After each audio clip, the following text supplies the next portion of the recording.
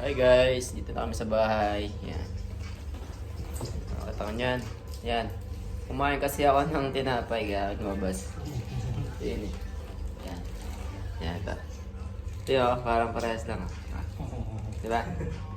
Yan. Yan yung sekreto dyan para magkaroon ng gano'n yan. Yan.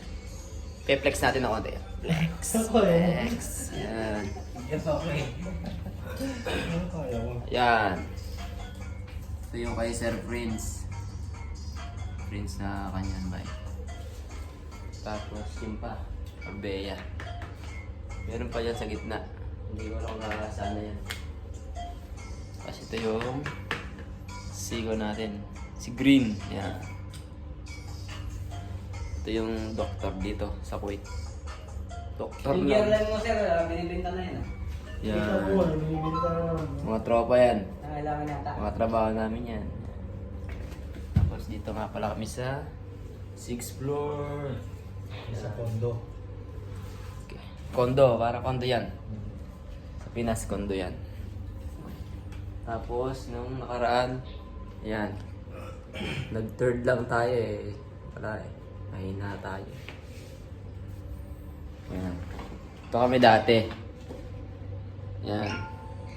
Tapos, ito yon. Yan, ito siya. Tapos, si Gina, ngayon, gamit niya. Pakita mo yung ano. Nag-improve na. Yung ano, before and after. Ako yan, ako yan. Oh, nandila pa oh. Yan. Oh, ganun. Tapos na yung ride namin. Happy naman. Okay, next. Next day ulit tayo, magkita-kita. Ano ba yung extra what ni Glenn?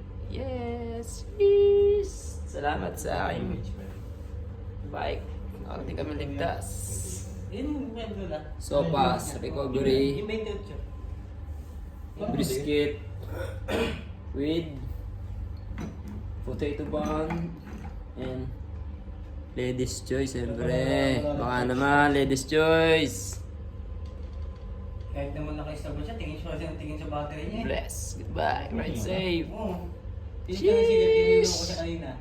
Ako, hindi ko tinitingnan. Bira mo.